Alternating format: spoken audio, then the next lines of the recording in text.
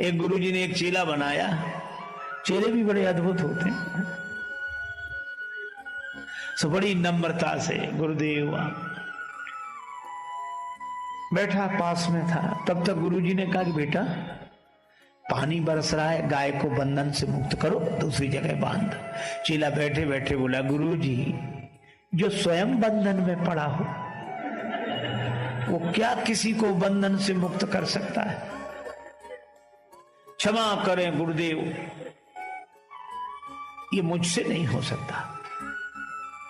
बंधन से मुक्त करना तो आपका काम है गुरुदेव। गुरुजी भी समझ गए कि चेला नहीं गुरु वही मिला है। अब गुरुजी ने कहा चेले से विवाद कौन करे, चलो। गुरुजी गए, गाय को की रस्सी खोलकर उसको दूसरी जगह छाया में बांध दिया। थोड़ी देर में गुरुजी फिर बोले बच्चा बाहर जाके देख पानी बरस रहा है कि बंद हो गया है। चेला बोला गुरुदेव ये बिल्ली आपके पास बैठी है, बाहर से ही आई है। आप तो इसके शरीर पर हाथ घुमाओ, शरीर गीला हो तो समझ लो पानी बरस रहा है, और शरीर सूखा हो तो समझ लो पानी बरसना बंद।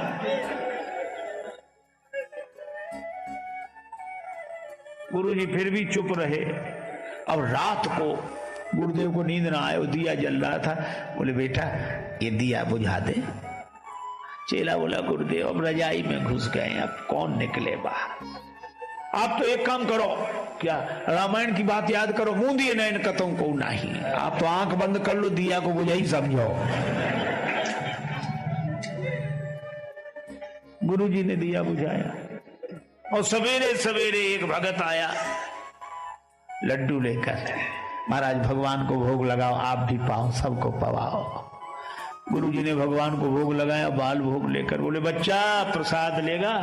तो दौड़ा दौड़ा आया, बोले गुरुदेव मैंने आपकी तीन तीन आज्ञाएं नहीं मानी है, चौथी भी नहीं मानूंगा तो घोर पाप लगेगा। ये तो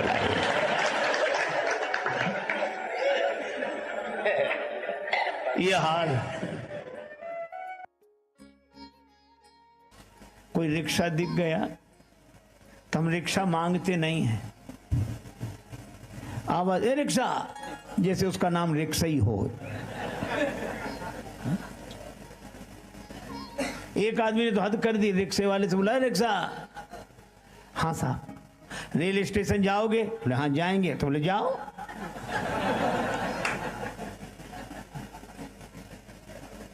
दो आदमी एक रिक्शे पर 2 घंटे बैठे, उतर कर उसे अठन्नी दे दी। रिक्शे वाले ने हाथ जोड़कर कहा भैया ये तो कम है। दूसरा क्या कहते कम है? अपना मकान लिख दें तुम्हारे नाम, जमीन लिख दें, बड़े कम। दूसरा क्या कहता इसके मुंह मत लगो, इन लोगों को मुंह मत लगा करो, ये छोटे लोग हैं, चलो। ये हमारा व्यवहार है और भगवान राम का व्यवहार। आज्ञा नहीं दी, नाव मांगी, मांगी नाव। हे केवट अपनी नाव ले आओ, हमें पार कर दो। और नाव जब मांगी तो केवट के आंखों में आंसू आ गए। केवट ने कहा कि श्रम का मूल्यांकन इतना जिसके मन में हो वो नर नहीं हो सकता, नर रूप में भगवान ही हो सकते हैं। कहा ही तुम्हारा मरम नहीं जाना। भगवान नाव मांग रहे हैं, आंसू आ गए उसके। कहने लगा मैं आपका मर्म जान गया। भगवान ने नाव मांगी, केवट नहीं लाया, दूसरी तरफ ले गया। उधर नहीं इधर ले आओ नाव। केवट बोला मैं आपके बारे में अच्छी तरह जानता हूं, नाव नहीं लाऊंगा। मैं आपके बारे में अच्छी तरह जानता हूं, आपको नाव की जरूरत है ही नहीं, यही जानता हूं। नाम अजामिल से खलकोट अपार नदी भव बूढ़त काढ़े। हे प्रभु आपका नाम तो भवसागर से पार कर देता है पापियों को। गंगा जी पार करने के लिए आपको नाव की कोई जरूरत नहीं है, मैं जानता हूं। पर भगवान कहते नाव ले आओ। केवट ने मन ही मन कहा कि प्रभु जनकपुर वाले आपको जनकपुर में रोक नहीं सके, आप जनकपुर से अयोध्या आ गए, अयोध्या वाले नहीं रोक सके, आप श्रृंगवेरपुर में आ गए, निखादराज रोक नहीं सके, आप गंगा जी किनारे आ गए, और मैं भी अगर आपको पार कर दूं तो फिर मेरी क्या हिम्मत जो आपको रोक लूं। बड़े बड़े राजा आपको नहीं रोक सके तो भला मैं क्या रोक पाऊंगा। इसलिए मैंने निश्चय किया, ना नाव लाऊंगा ना पार करूंगा, अपने आप रुके रहोगे। एक आदमी गया बाजार, पत्नी ने कहा कि बाजार जा रहे तो कोई चीज खरीद लाना। ठीक है, पर पत्नी बोली ठग मत जाना, बाजार में ठग बैठे रहते हैं। वह ये शिक्षा लेकर घर से गया दुकानदार के पास। बरसात के दिन छाता पसंद आया, दुकानदार से कहा ये छाता कितने का दिया? दुकानदार बोला 20 रुपए का, सस्ते का जमाना था। छाता कितने का दिया? बोला 20 रुपए का। तो वो तो घर से पढ़कर आया था, बोला हम तो 10 रुपए देंगे। दुकानदार समझ गया कि ग्राहक बड़ा चतुर है, तो बोला अब तुमसे क्या मुनाफा लें, दाम के दाम में ले जाओ, 16 रुपए निकालो ले जाओ। 16 रुपए में दोगे? हाँ। तो खरीदने वाला बोला फिर तुम 8 रुपए देंगे। दुकानदार ने समझा मजाक कर रहा है, का 12 रुपए में लेना है कि नहीं? ग्राहक बोला 6 रुपए देंगे। अरे भाई चलो 10 रुपए में ही ले जाओ, तो बोला 5 रुपए दूंगा। अंत में दुकानदार बोला कि 8 रुपए में लेना है, तो बोला 4 रुपए ले लो। तो दुकानदार झल्ला कर बोला कि मुफ्त क्यों नहीं ले जाते? तो बोला मुफ्त दोगे तो 2 ले जाऊंगा।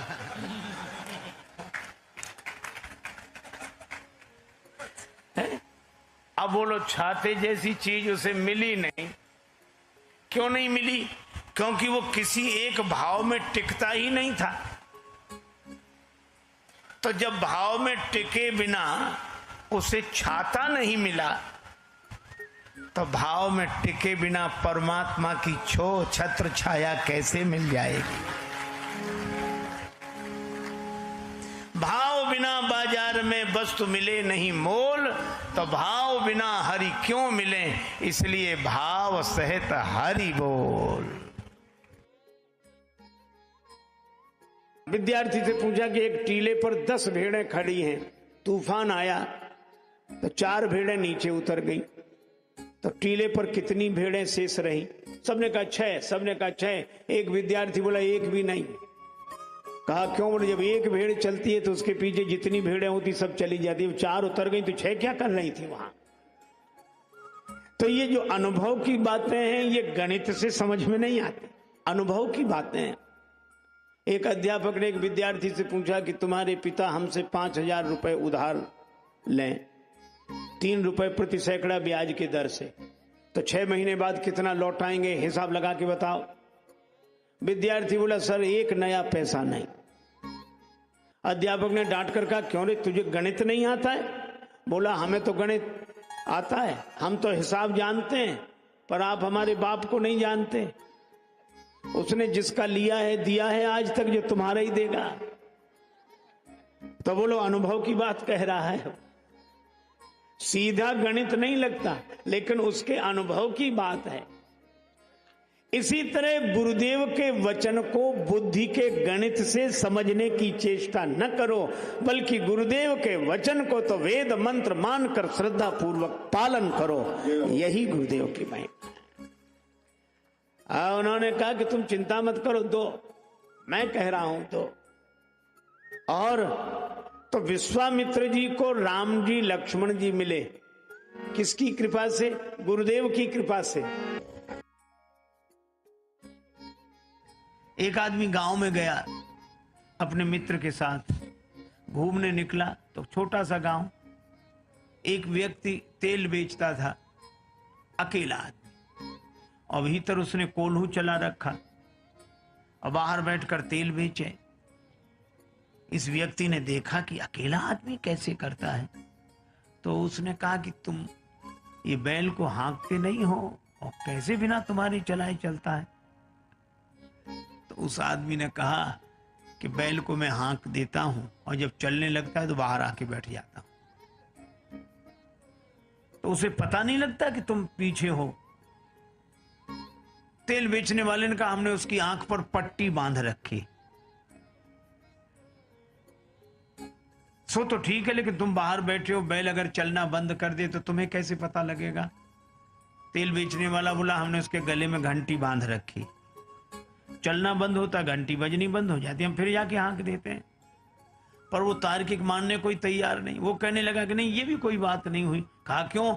कहा ऐसा भी तो हो सकता है कि बैल एक ही जगह खड़ा खड़ा गर्दन हिलाता रहे, एक ही जगह खड़ा खड़ा गर्दन हिलाता रहे तो भी तो घंटी बजेगी। तेल बेचने वाला हाथ जोड़ के बोला बाबूजी वह बैल है, आपकी तरह तार्किक नहीं है।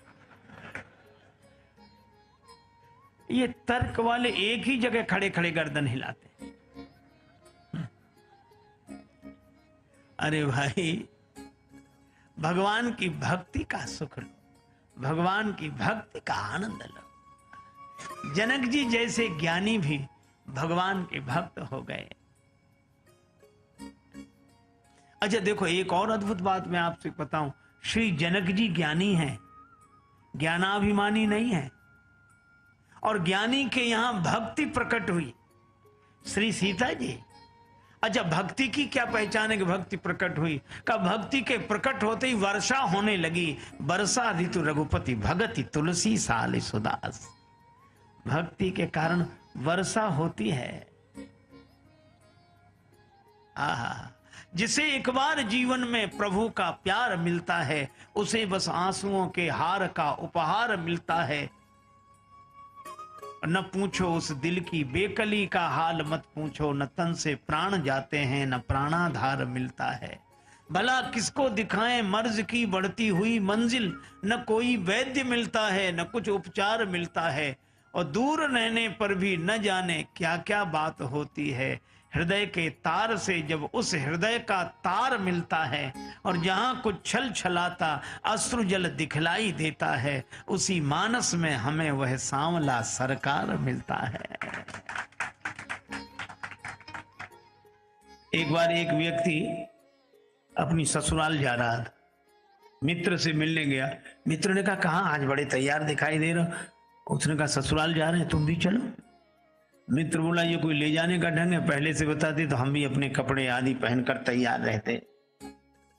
मित्र बोला कपड़ों में क्या हमारे पहन लेना, देत लेत मन संग न धरी, मित्रता में क्या हमारे पहन लेना, ठीक है। मित्र ने अपने कपड़े दे दिए, उसने पहन लिए, दोनों मिलकर ससुराल गए। अब वहां लोगों ने बड़ा स्वागत सत्कार किया। पड़ोस में बैठने के लिए गए तो एक ने पूछा बहुत दिन बाद आए, आपकी बड़ी प्रतीक्षा हो रही थी, आपके आने से बड़ा अच्छा लगा, लेकिन ये आपके साथ कौन है? अब उन्होंने परिचय देना शुरू। हमारे मित्र हैं, बहुत अच्छे आदमी हैं। बोले कहाँ जा रहे हो? हमने कहा ससुराल। हमने कहा तुम भी चलो। बोले कपड़े नहीं, तो कपड़े भी हमारे ही पहने हैं। मित्र बहुत अच्छे। अब मित्र को बड़ा बुरा लगा। एकांत पाकर मित्र ने कहा कि मैं तो जा रहा हूं, तुम्हारे जैसा हमने आदमी नहीं देखा। लोग हमारे बारे में पूछते कि कपड़ों के बारे में, तुम कपड़ों के बारे में काहे को बताते हो? अरे बोला अब क्षमा करो, गलती हो गई, अब नहीं बोलूंगा। अब दूसरी जगह फिर बैठने गए, लोगों ने परिचय पूछा, कहने लगे हमारे बड़े अच्छे मित्र हैं, और हमने कहा ससुराल जा रहे हैं। एक ही कहने से हमारे साथ आ गए और कहते कहते निकल गया कपड़े। अब कहा कि मित्र फिर डांटेगा कि ये कपड़े, तो लोगों ने कहा कपड़े क्या कपड़े? तो बोले वो कपड़े ये इनके अपने हैं, ये खुद आप खुद के कपड़े पहने हैं, खुद के अपने अपने। और लोगों ने सोचा कपड़े तो सब खुद के पहनते हैं इसमें। मित्र ने फिर कहा कि अब मैं नहीं रुकूंगा। तुमने फिर कपड़ों के बारे में तो कहा हमने तो तुम्हारे ही बताए। तो बताए क्यों? लोग हमारे बारे में पूछते कि कपड़ों के बारे में।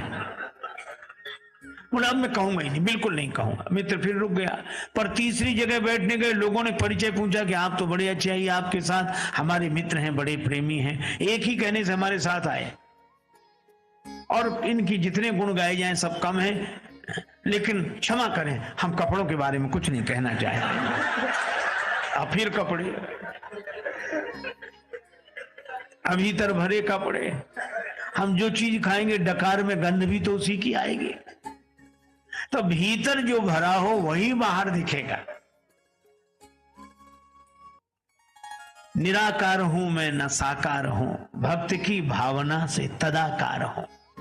भक्त मुझे जिस दृष्टि से देखता है वो उसी दृष्टि से मैं दिखाई पड़ता हूं। अपने भाव के अनुसार भगवान का दर्शन होता है। सब भगवान को अलग अलग रूपों में देख रहे हैं, अलग अलग भावना से देख रहे हैं। कोई प्रेम से भर रहे हैं, कोई भय से भर रहे हैं। यही भी दे रहा जाए जस भाव, जिसको जैसी भावना रहे। राम जी से अधिक राम जी के दास की महिमा मैंने एक संत के मुख से सुना था। एक बार एक दंपति पति पत्नी मेले में गए। अब मेला में उनका मेल बिछुड़ गया। ऐसा भीड़ का रेला, पति एक तरफ पत्नी एक तरफ। अब दोनों एक दूसरे को ढूंढे। तो ऐसे मौके का फायदा उठाने वाले लोग चूकते कहां। राम जी का मंदिर था सामने। पुजारी बोला क्या बात है? बोले बहुत ढूंढ रहे हैं, पत्नी यहीं कहीं खो गई। अरे बोले भगवान से प्रार्थना करो, चलो। बड़े संपन्न आदमी थे, पुराने जमाने की बात। एक थाल में लड्डू मंगा कर रख लिए, 500 रुपए रख दिए और प्रार्थना करने लगे, अब तो रघुनाथ कृपा कर दो, घरनी को लगे न बिना घरनी को। अब सामने हनुमान जी का मंदिर था, वो अलग। हनुमान जी के मंदिर के पुजारी ने सोचा कि इतने लड्डू और रुपया सब उधर ही जाएगा,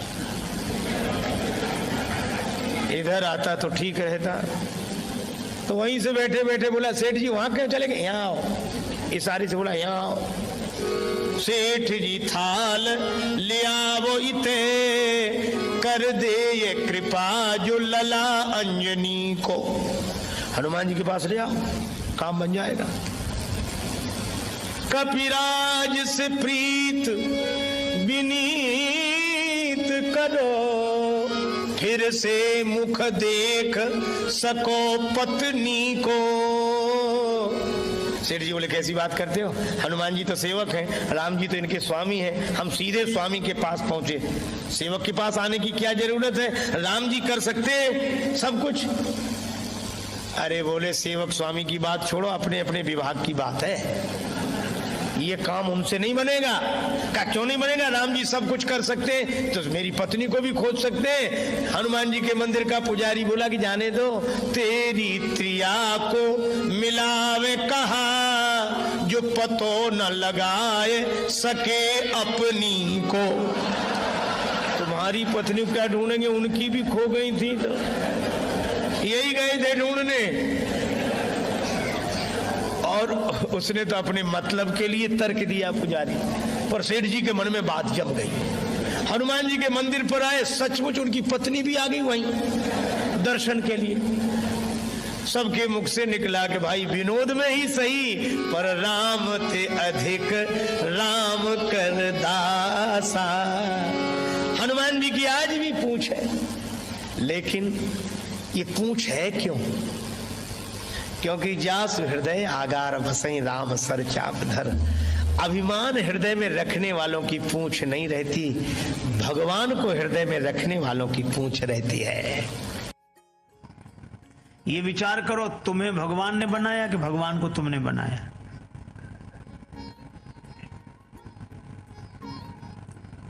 वो आदमी सोचने लगा कि हम तो भगवान की पूजा के लिए जा रही, कहां से तर्क करने वाला रास्ते में मिल गया ये।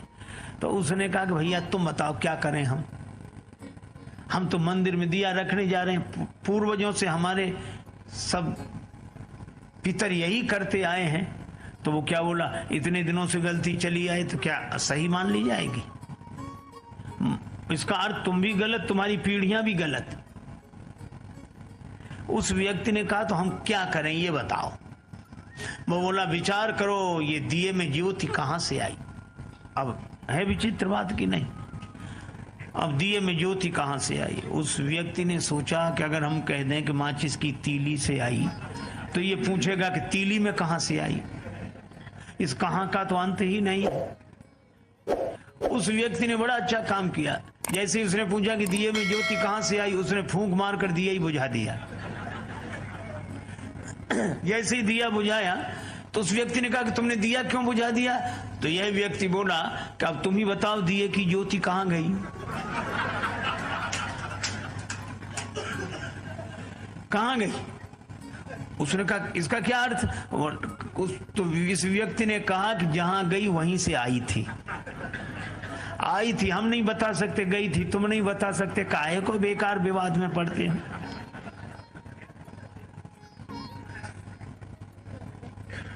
अच्छा, इस तर्क से कुछ हल भी नहीं होता, कुछ हाथ भी नहीं लगता। तर्क से आप कुछ भी सिद्ध कर दो। महाभारतकार कहते हैं तर्को अप्रतिष्ठा। इस तर्क की कोई प्रतिष्ठा नहीं है।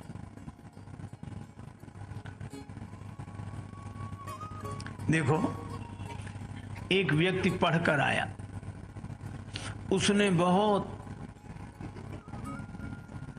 विद्या अर्जित की थी।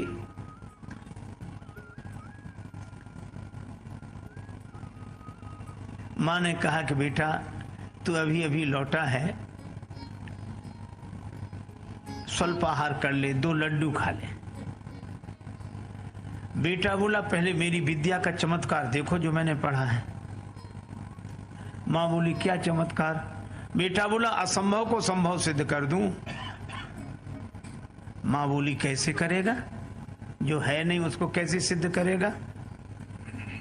पिता भी पास आकर बैठ गया कि देखें इसकी विद्या।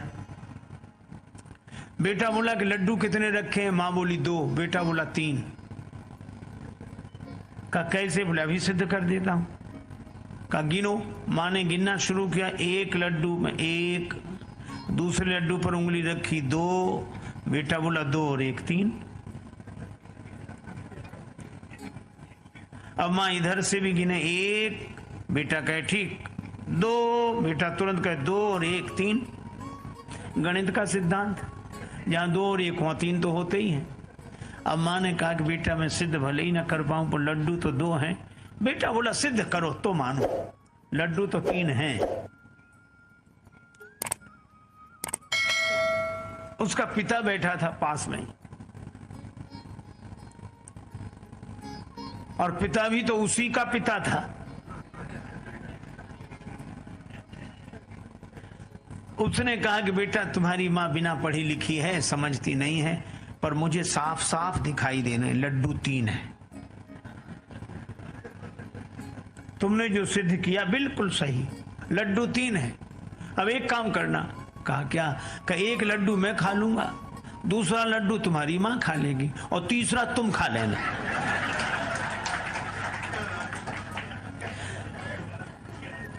अरे भाई हाथ लगा क्या? इश्क वाले कर गए तय मंजिलें, इश्क वाले कर गए तय मंजिलें, आकिलों के रास्ते दुश्वार थे।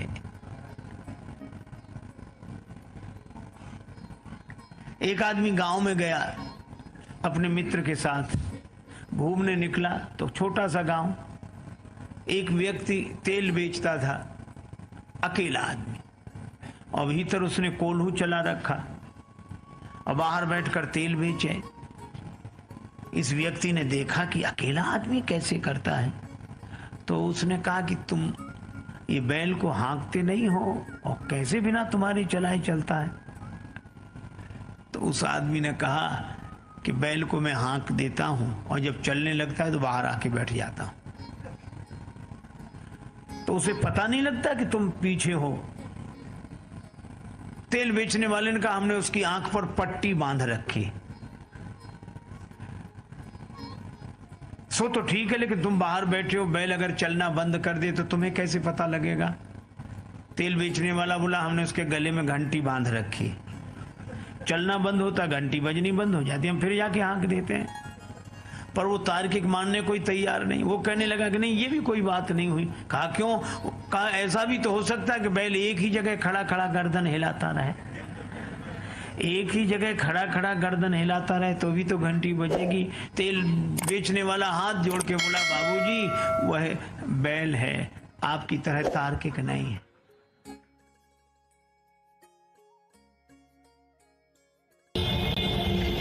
एक बार दो बड़े संपन्न श्रीमंत सेठ बैठे थे, आपस में चर्चा हुई।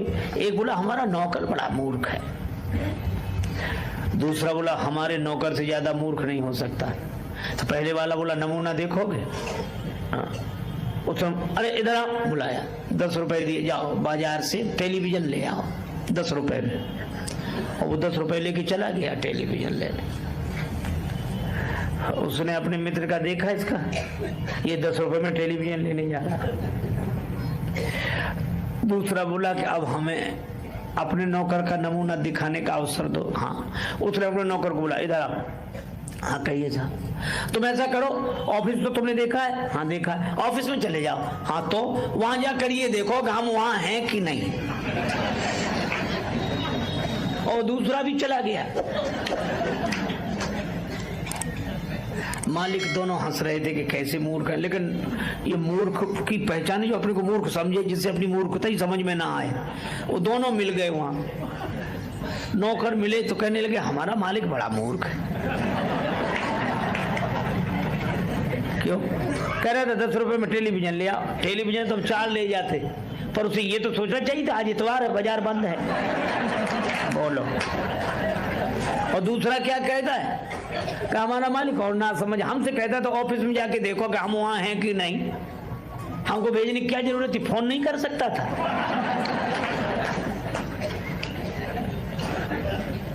दोनों ही नहीं समझ रहे।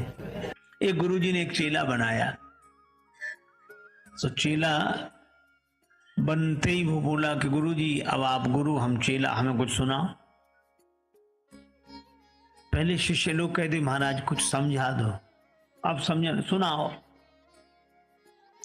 तो गुरुजी ने कहा कि बेटा राम राम किया करो। अरे कहिए साधारण सब लोग लेते, इसमें क्या है। गुरुजी भी समझ गए कि चेला नहीं गुरु ही मिला है। तो गुरुजी ने कहा कि बेटा रामायण, रामचरितमानस, रामायण और सब। बोले ये भी साधारण चीज, सब लोग गाते हैं, रामायण में क्या है। ऊंचा सुनाओ, ऊंची बात। गुरुजी ने कहा फिर गीता, हाँ ये कुछ चलेगी। तो गुरुजी बोले महात्मा आज सुनाते हैं, गीता कल सुनाएंगे, महात्मा ही सुनाओ। तो गुरुजी ने वही श्लोक सर्वोपनिषदो गावो दुग्धा गोपाल नंदना और 12 सभी उपनिषद जो हैं सो गाय हैं, दोहने वाले भगवान श्री कृष्ण हैं।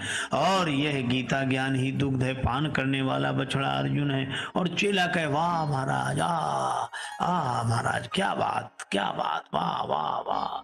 सो गुरुजी 1 घंटे की जगह 1.5 घंटे बोलते रहे। बाद में गुरुजी ने कहा कि बेटा कुछ समझ में ना आया हो तो पूछ लो। बोला हमें समझना है, आप कम समझाते हो, हम ज्यादा समझते हैं। गुरुजी ने मन ही मन कहा कि हम ही नहीं समझ पाए पहले तुम्हें, लेकिन फिर भी कहा कि हम गुरुजी हैं तो कुछ तो पूछ लो, गुरु होने की कुछ। अच्छा तो और सब समझ में आया, एक एक अक्षर समझ में, एक जरा सी बात समझ में नहीं आई। गुरुजी बोले वो क्या? बोले आप बार बार कहते थे दुग्धा गोपाल नंदना, तो ये 2 गधा कौन थे? बोलो। सो गुरुजी ने माथा पीटा। चेला बोला बताया नहीं 2 गधा कौन थे? गुरुजी बोले एक हम और दूसरे तुम। एक गांव में रहता था एक कोई व्यक्ति, उसकी नाक कट गई, झगड़े में या किसी तरह कट गई। अब कौन वहां तक पता लगाने जाए, कट गई। अब बेचारा परेशान, एक तो नाक कट गई। गांव में जहां से भी निकले सभी लोग कहते नकटे भैया आ रहे, कोई कहता नकटे ताऊ, कोई नकटे चाचा, कोई राम राम भी करता तो कहता नकटे चाचा राम राम। उस बेचारे को बड़ा बुरा लगे, लेकिन करे क्या, नाक को छिपावे भी तो कैसे। कान कटे तो कुछ टोपी लगा ले, कपड़ा बांध ले, आंख ना हो तो चश्मा लगा ले, नाक का क्या करे, सीधे सामने ही साफ। तो उसने सोचा नाक कट गई तो नकटे की कोई इज्जत तो होती नहीं है। तो उस नकटे ने इज्जत पाने के लिए एक युक्ति सोची, क्या, साधु बन जाओ।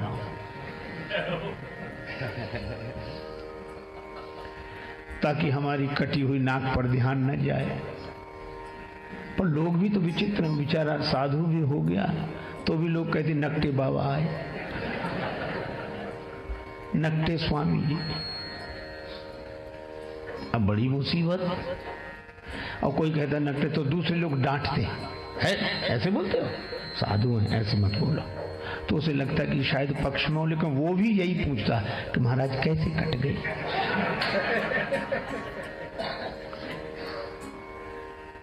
अब उसको लगा कि क्या करें, तो एक कुटिल योजना उसने मन में बनाई। एक आदमी ने एकांत में आकर पूछा कि नाक कैसे कट गई। बोला ये बहुत बड़े रहस्य की बात है, कटी नहीं है, हमने खुद काटी है। सो क्यों? एक दिन भगवान ने कहा स्वप्न में, तू मुझे चाहता है, मेरा भक्त है, तो मेरे लिए क्या कर सकता है तो मैं तुझे प्राप्त हो जाऊं। मैंने स्वप्न में कहा आप जो कहें, सिर काट कर रख दूं। भगवान ने कहा सिर नहीं, केवल नाक काट ले, मैं दर्शन दूंगा और सदा तुम्हारे सामने रहूंगा। तो जब से नाक काट दी मैंने, भगवान प्रकट हो गए। और देखो ये दिख रहे हैं सामने, दर्शन रहा, हा जय हो प्रभु, ये भगवान दिख रहे हैं, हमेशा रहते, हमको खूब दिखते हैं। और भगवान ने एक बात और कही थी कि तुम जिसकी काट दोगे उसे भी दिखेंगे।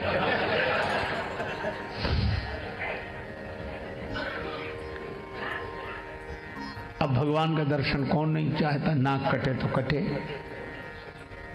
बोले लोग भले ही कुछ समझे, नाक कटे तो भगवान मिल रहे। तो कहा एक बात है, क्या, हमको भी मिलेंगे भगवान? हाँ मिलेंगे। तुझे काय को नाक कटवाता? बोले नहीं, नाक जाए तो जाए, दर्शन तो हो। तो कही आ जाओ सवेरे। गया, उसकी भी काटी। अब कहीं भगवान ऐसे मिलते हैं? उसकी नाक कटी, उसने कहा कि हमें तो नहीं दिख रहे हैं कहीं। बोला हमें भी नहीं दिखते। कहा फिर हमारी काय काट दी? कहा कि हम अकेले परेशान थे, सब दो हो गए। अब उस बेचारे को मिला कुछ नहीं था उस नकटे के पास, और नकटों के पास किसी को कुछ मिलता भी नहीं, लेकिन चूंकि अपनी नाक कट गई तो मजबूरी थी। अब वही हल्ला मचाने लगा, हाँ भगवान दिख रहे हैं, ये दिख रहे हैं, प्रत्यक्ष दिख रहे हैं, सामने दिख रहे हैं। अब पहले तो एक कहता था, हाँ, अब दो कहने लगे। बोलो, प्रचार इतना हावी हो जाता है कि प्रचार इतना प्रभावपूर्ण ढंग से जीवन में अपना प्रभाव डालता है कि प्रचार के चक्कर में आदमी विचार करना ही भूल जाता है। विचार बेचारा जैसी कौंधता है वैसी प्रचार। कोई कहता है अरे क्या बात करते हो, अगर कुछ नहीं होता तो इतना होता। तो आदमी फिर चुप रह जाए। अब दो कहने लगे, ये दिख रहे हैं भगवान, ये दिख रहे हैं। दो में से किसी को नहीं दिख रहे थे, पर चूंकि नाक कटी थी तो मजबूरी में कहना कि दिख रहे हैं। तो तीसरे ने भी कटवा लिया, अब 3 हो गए। अरे 3 क्या, उन्होंने 300 कर दिए, धीरे धीरे 3000 हो गए, इतने नाक कटी। अब जब भीड़ हो गई तो आदमी को विश्वास करना मजबूरी थी कि मिले होंगे भगवान, इतने लोग नाक कटाते। नकटों का समूह चल पड़ा, भीड़ की भीड़ नकटों की, किसी को कुछ नहीं मिला, सब हल्ला मचा रहे, झूम रहे, ना ये मिल गए, ये मिल गए।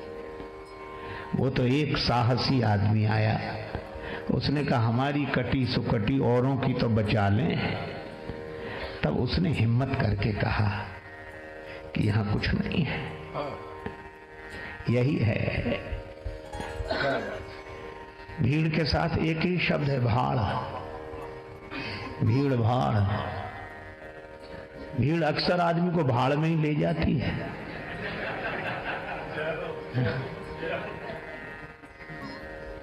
अब प्रचार की क्या बात कहें, आप अन्यथा न ले, मैं श्री राम कथा ही कह रहा हूं। एक पल नहीं जिए जो इंसान की तरह, एक पल नहीं जिए जो इंसान की तरह, वे पूज रहे हैं आजकल भगवान की तरह। एक पल नहीं जिए जो इंसान की तरह, वे पूज रहे हैं आजकल भगवान की तरह। मेहरबानी मीडिया की, मेहरबानी मीडिया की, रुपयों की वजह से दुनिया में छा गए हैं तूफान की तरह। उपदेश दे रहे हैं औरों को शांति का, उपदेश दे रहे हैं औरों को शांति का, और आपस में लड़ रहे हैं पहलवान की तरह। और फूलों की तरह खिलते मिलते नहीं हैं संत, फूलों की तरह खिलते मिलते नहीं हैं संत, टीवी के खुलते खुलते दुकान की तरह। और राजेश त्याग हरि को धनियों के हाथ में, साधु भी बिक रहे हैं सामान की तरह। क्या ये विडंबना है। और यह बात मुझे तब याद आती है जब मैं सोचता हूं कि राम जी के दर्शन के लिए अयोध्या की देवियां भी गई, पर सहज श्रृंगार, क्योंकि जानती हैं भगवान सहजता पर रीझते हैं। आप जैसे हैं वैसे ही भगवान के सामने पहुंच जाएं। अच्छा, आप जैसे हैं वैसे ही भगवान के सामने पहुंच जाएं तो आप भगवान के लिए अनमोल हैं। और अगर आप जैसे ही हैं वैसे ही दुनिया के सामने पहुंच जाएं तो आप करोड़ों के भी हों तो 2 कौड़ी के, और आप हों कुछ और दिखें कुछ तो 2 कौड़ी के भी हों तो करोड़ों के। पर बनावट जहां चले सुखी, पर भगवान के हाथ न चले। इसलिए सहज श्रृंगार, सहजता ही जीवन का श्रृंगार है, सरलता। एक व्यक्ति अपनी ससुराल गया, गांव का रहने वाला था। पत्नी शिक्षित मिल गई, ससुराल पहुंच गया बिना सूचना के। उसकी देवी ने बड़ी प्रशंसा कर रखी थी कि बड़े सुयोग्य हैं, बहुत समझदार हैं। तो उसकी सहेलियां इकट्ठी हो गई, वो भोजन के लिए बैठे। पत्नी मनी मन डर रही थी कि इतनी इनकी बात बनाई है और ये कैसे हैं, सो तो मैं जानती ही हूं। चलो, तो गांव की परंपरा, वो भोजन बनाने बैठी चूल्हे पर, और उसने सामने उनको बिठाया भोजन करें। अब उसकी सहेलियां परोस रही थी भोजन बार बार। पूड़ी साग थाली में आया, वो ऐसा विचित्र आदमी एक पूड़ी उठा गया। सोच रहा था छोटी सी पूड़ी है, इसके टुकड़े करना, ग्रास करना तो बेकार है, पूड़ी ही ग्रास है।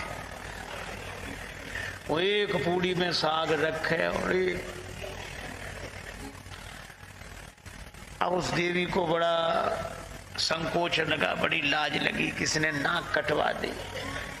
और सहेलियां मुस्कुरा मुस्कुरा कर कहे, जैसा आपने कहा था वैसे ही हैं, बड़े समझदार हैं बहुत। तो महिला बड़ी विवेकवती थी, उसने सोचा कि बात किसी तरह बन जाए। तो वो तो पूरी खाए जा रहे। अब उसको था कि हमारी तरफ देखें तो हम इशारा करें। तो जैसे उसने उधर देखा तो उसने भोजन बनाते बनाते इशारा किया, उंगली द्वय उठाई गंवारपन पति को देख, कि एक एक पूरी के ग्रास दुई करें जा। 2 उंगली उठाई कि कम से कम एक पूरी के 2 टुकड़े तो करो। इतनी छोटी भी नहीं है कि तुम 2 टुकड़े ही ना करो। पति ने समझा कि हमारी पत्नी पूरी सहानुभूति के साथ कह रही कि थके हुए हो, इतनी दूर से चल कर आए, एक पूड़ी में क्या होता है, दो। अब तो एक पूड़ी उठावे, उस पर साग रखे, दूसरी पूड़ी उसके ऊपर रखा, दुए को चावे लाग्यो मूढ़ जब एक साथ। तो पत्नी ने अपना माथा पीट लिया। समझाने वाले तभी माथा पीटते हैं कि समझने वाला उल्टा ही समझे। तो माथ ठोक त्रिया कहे लाज सो डरे जा। माथा पीटा कि लाज तो न कुछ तो समझ। पति ने समझा, ओ बड़ी भूल हो रही थी। पत्नी कह रही है कि ये पूड़ियां साधारण नहीं है, पूजा की पूड़ियां हैं, इन्हें पहले प्रणाम करो, माथे से लगाओ, फिर खाओ। पतिदेव समझे कि पावे के प्रथम इन पूजनीय पूरन को शीश पे धरे जा। अब तो वो 2 पूड़ी और साग फिर माथे से लगाओ, फिर खाए। तो पत्नी ने अवसर देखा तो पति को समझाने के लिए चूल्हे से बोली। एक लकड़ी लगाई, अग्नि प्रज्वलित की और बोल उठी रोष भरी चूल्हे से चतुर नारी। और चतुर नारी ने यही कहा कि अरे चूल्हे, जैसो जरे आयो प्रथम तैसो ही जरे जा। इससे तो तू पहले ही अच्छा था, जैसा जल रहा था वैसे ही जलता रहे। समझाने से तो और उल्टा हो गया। कई बार लोग उल्टा ही समझते हैं।